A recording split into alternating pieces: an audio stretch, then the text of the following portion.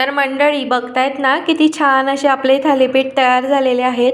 अगदी झटपटसुद्धा तयार होतात आणि चवीला तर अतिशय अप्रतिम लागतात. तुम्ही सुद्धा ह्या पद्धतीने एकदा नक्की करून पहा. चला तर मग रेसिपीला सुरुवात करूयात. तर इथं आज आपण बनवणार आहोत मस्त असे भोपळ्याचे थालीपीठ किंवा धपाटे, तुम्ही काय म्हणतात ते मला सगळ्यात आधी कमेंट करून सांगा. तर मी इथे असा हा भोपळा घेतलेला आहे. तर याला आपल्याला साल जे आहे ना तर ते काढून घ्यायचं आहे. जर एकदम छोटा आणि कवळा जर असेल ना तर तुम्ही साल न काढता जरी किसलत ना तरी सुद्धा चालेल. हे थोडंसं असं जाडसर आहे, त्यामुळे मग मी पूर्ण नाही काढायचे, जसं एवढं आपलं शक्य होईल तेवढं मी आता हे साल काढून घेते. सोलून घेतलेला आहे भोपळा. आता याचं मागचं पुढचं व्यवस्थित असं कट करून घेते मी.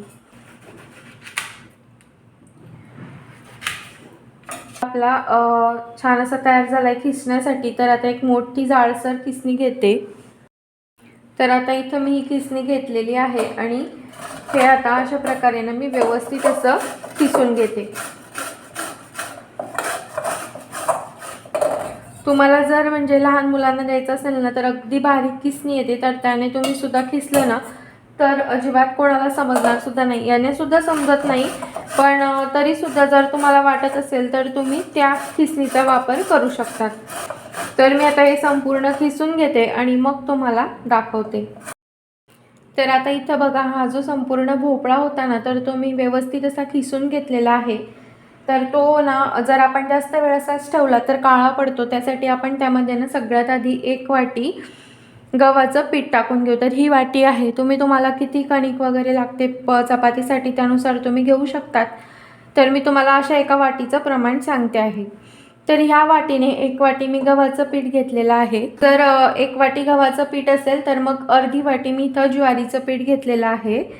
आणि त्यानंतर मग आपल्याला त्यामध्ये घालायचं आहे 2 चमचे हरभऱ्याच्या डाळीचं पीठ. तर इथे बघा, ह्या चमच्याने म्हणजेच पाव वाटी धरू शकतात तुम्ही, ज्या वाटीने तुम्ही घेणार असाल तर त्या वाटीने. तर अशा प्रकारे ना तुम्ही हे जे प्रमाण आहे ना तर ते व्यवस्थित जर बनवलं ना तर चवीला सुद्धा खूप छान लागतात. ते टाकायचं आहे चवीनुसार मीठ, त्यानंतर हळद थोडी जास्तच टाकायची म्हणजे त्याला कलर वगैरे खूप छान येतो. त्यानंतर इथं मी पाव चमचा जिरं टाकून घेणार आहे. आपण एक वाटण बनवणार आहोत तर त्यासाठी मी ते 8 ते 9 हिरव्या मिरच्या घेतलेल्या आहेत. त्यानंतर आपल्याला त्यामध्ये घालायचं आहे 10 ते 15 लसणाच्या पाकळ्या. तर लसूण जास्त घालायचा म्हणजे टेस्ट खूप छान येते. आणि त्यासोबतच 2 ते 3 इंच आलं मी अशा प्रकारे साल काढून कट करून घेतलेलं आहे. तर आता आपण जे वाटण तयार करून घेतलं होतं हिरवी मिरची आलं लसूणचं, तर ते यामध्ये टाकून घेऊयात. तर पाणी न टाकताच मी त्याची बारीक वाटण तयार करून घेतलेलं आहे. इथं मी आता एक बारीक एकदम मीडियम साईजचा कांदा कट करून घेतलेला आहे. तर तो टाकायचा आणि त्यासोबतच यामध्ये आपल्याला टाकायची आहे भरपूर सारी कोथिंबीर. आणि त्यासोबतच ना ज्या बारीक काड्या असतील ना तर त्या शक्यतो यामध्ये घालायच्या, म्हणजे टेस्ट जी आहे ना तर ती आणखी खूप छान लागते. तर आता हे मी व्यवस्थित असं मिक्स करून घेते. शक्यतो यामध्ये ना आपल्याला पाणी टाकायची अजिबात गरज पडत नाही, कारण की हे जे असतं ना भोपळ्याला ऑलरेडी खूप पाणी सुटतं आणि त्यासोबतच आपण त्यामध्ये कांदा वगैरे सुद्धा घातलेला आहे. त्यामुळे जर वाटलंच तर मग तुम्ही त्यामध्ये अगदी थोडं म्हणजे 1-2 चमचेची गरज पडू शकते, त्यापेक्षा जास्त नाही. आणि जर तुम्ही जास्त क्वांटिटीमध्ये बनवत असाल ना तर मग शक्यतो भोपळ्याचा जास्त वापर करा, म्हणजे त्याची टेस्ट जी आहे ना तर ती खूप छान लागते. तर आता मी हे व्यवस्थित त्याला ना असं थोडंसं असं करून मळून घ्यावं लागतं, कारण की आपला भोपळा जो आहे ना तर तो खाली आहे आणखीन. तर बघा इथे लगेचच थोडासा असा ओलसरपणा यायला सुरुवात होते आणि ॲटोमॅटिक आपला गोळा जो आहे ना तर तो तयार होतो. अजिबातही पाण्याचा आपल्याला गरज पडत नाही. आणि जर वाटलीच तर मग अगदी थोडं घालून छान असा गोळा मळून घ्यायचा. बघू शकता गोळा छान आपला मळून झालेला आहे. तर इथं मला जवळपास मोठे 3 चमचे पाण्याचा इथं मी वापर केला आणि छान असा हा गोळा मळून घेतला आहे. गोळा जो आहे ना तर तो शक्यतो थोडासा सॉफ्टच म्हणजे एकदम पातळच मळायचा, म्हणजे आपले जे धपाटे किंवा थालीपीठ जे आहेत ना तर ते छान असे क्रिस्पी लागतात. जर तुम्हाला क्रिस्पी करायचे असेल क्रिस्पी करू शकता किंवा एकदम सॉफ्ट मऊ लुसलुशीत सुद्धा आपले हे जे आहे ना तर हे छान असे तयार होतात. पायला ठेवलेला आहे. इथं बघा आता हे ओलं करून घेतलेलं आहे थोडंसं, आणखी यावरती असं पाणी टाकायचं आणि जो आपल्या आपण जो मळून घेतलेला गोळा होता ना, तर तो तुम्हाला कशा साईजमध्ये हवेत, लहान मोठे जाड बारीक, तर त्यानुसार ना असं छान याचा गोळा तयार करून घ्यायचा. आणि थोडासा ना ज्यावेळेस तुम्ही गोळा घ्याल तर त्यावेळेस थोडंसं हाताला पाणी लावा, म्हणजेच हाताला चिपकणार वगैरे नाही. आणि ज्यावेळेस थापायचं सुद्धा असेल ना, तर त्यावेळेस सुद्धा असं हाताला पाणी घ्यायचं थोडंसं, म्हणजे खूप नाही, असं थोडंसं लावून घ्यायचं आणि मग थापायला सुरुवात करायची. म्हणजेच काय होईल की आपल्या हाताला हे जे पीठ आहे ना, तर ते चिपकत नाही. तर बघा इथे थोडंसं जेव्हा पाणी हाताचं आपलं कमी होतं ना, तर त्यावेळेस लगेचच हाताला चिपकायला सुरुवात होते. तर बघा, तर आता इथे खूप जास्त पातळ पण नाही आणि खूप जास्त पातळ म्हणजे बारीक आणि जाडसर पण नाही आहे, अगदी परफेक्ट आहे. तर आता आपण याला असे होल करून घेऊयात, म्हणजेच तेल वगैरे छान त्यामध्ये जाते. आता तवा सुद्धा थोडासा गरम झालाय, तर त्यावर सगळ्यात आधी थोडंसं तेल टाकून घेऊयात आपण. तर तुम्ही हे ना नॉनस्टिकच्या तव्यावरती सुद्धा करू शकतात. तर हा पण माझा नॉनस्टिकचाच तवा आहे. लोखंडी तव्यावर का होतं ना, त्याला थोडंसं असं जळाल्यासारखं होतं, त्यामुळे मग शक्यतो अशाच याचा वापर करा. आता मी गॅसची फ्लेम कमी केली आहे आणि टाकताना आहे ना, असं टाकल्यानंतर थोडंसं पाणी टाकायचं, म्हणजेच इझिली निघतं बघा.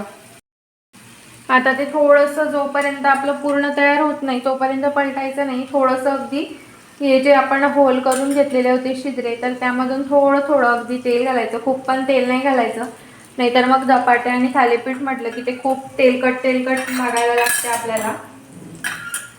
तोपर्यंत ना आता मी सेम प्रोसेसने ना खाली दुसरं थालीपीठ सुद्धा थापून घेते. ते मी जे तुम्हाला वाटीचं प्रमाण दाखवलं ना, तर त्यामध्ये जवळपास 7 ते 8 थालीपीठ तयार होतात. म्हणजे ह्या साईजचे जे मी तुम्हाला आता दाखवते त्याच साईजमध्ये 7 ते 8 थालीपीठ आपले तयार होतात. पहिलं थोडंसं जे आहे ना, असं जिथं आपलं बारीक वगैरे झालेलं असतं ना, तिथं थोडंसं असं लागू शकतं. तर आता परत खालच्या साईडने थोडंसं तेल सोडून घ्यायचं आणि हे छान असे खरपूस जर भाजून घेतले ना आपण, तर टेस्ट खूप छान लागते. तोपर्यंत हे बघा, इथे माझं खालचं दुसरं सुद्धा छान थालीपीठ थापून झालंय. तर आता आपण याला पलटवून घेऊया. गॅसची फ्लेम थोडी हाय करू. आता आपण परत पलटून बघूया. आणि जर तुम्ही हे हिवाळ्यामध्ये वगैरे करत असाल ना, तर यावरती छान अशी भरपूर अशी तीळ लावा. आता सध्या उन्हाळ्यात चालू आहे, त्यामुळे मग काय होतं की तीळ आपल्याला गरम वगैरे पडू शकते, त्यामुळे मी याच्यामध्ये तीळ किंवा ओवा असं काहीच घातलेलं नाही आहे. तुम्ही हिवाळ्यात वगैरे बनवत असाल ना, तर तीळ आणि ओवा घाला, म्हणजेच आणखी अजून छान टेस्ट लागते. आता आपल्याला ना कांदा आणि कोथिंबीर दिसते, पण अजिबातही भोपळा वगैरे कुठे दिसतोय का, तर नाही दिसत, कारण की आपण खिसून घेतलेला असतो ना तो, तर त्यामुळे. तर आता इथं मी गॅसची फ्लेम आहे ना हाय केलेली, त्यामुळे मी सतत आहे ना असं हलवते, म्हणजे अलट पलट करून छान असं त्याला खरपूस भाजून घेते बघा. आता तुम्हाला याच्यामध्ये जर चीज जरी घालायचं असेल ना, तरी तुम्ही याला चीजमध्ये घालू शकता. म्हणजे एवढ्या पार्टमध्ये तुम्ही चीज घाला आणि याला असं जर फोल्ड केलं ना, तर छान असा चीज थालीपीठ आपलं किंवा चीज धपाटा छान असा तयार होतो. गॅसची फ्लेम कमी करते आणि खालच्या साईडने सुद्धा छान असं याला भाजून घेऊया. तर बघा, तयार आहे आपलं मस्त हे असं थालीपीठ. आणि जे आपलं दुसरं थालीपीठ आहे ते सुद्धा टाकून घेऊया. जर तुम्ही सगळ्या साईडने अगदी व्यवस्थित जर थापलेलं असेल ना, तर लगेचच छान असं निघतं. तर आता इथे बघा, हे पण तयार झालेलं आहे. बघा, दोघी साईडने किती छान भाजलं गेलंय.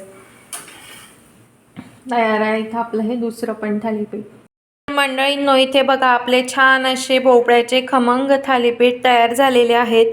चवीला अतिशय छान लागतात, झटपट सुद्धा तयार होतात आणि पौष्टिक सुद्धा आहेत. अजिबात कोणाला याकडे बघितल्यानंतर कळणार सुद्धा नाही की यामध्ये भोपळा, एवढा मोठा भोपळा आपण खिसून त्यामध्ये घातलेला आहे. तर तुम्हाला हा व्हिडिओ कसा वाटला ते मला कमेंटमध्ये नक्की सांगा आणि व्हिडिओ आवडला असेल तर लाईक करा, शेअर करा आणि चॅनलवर नवीन असाल तर सबस्क्राईब करा. तर भेटूया पुन्हा अशाच एका छानशा नवीन व्हिडिओमध्ये. तोपर्यंत बाय.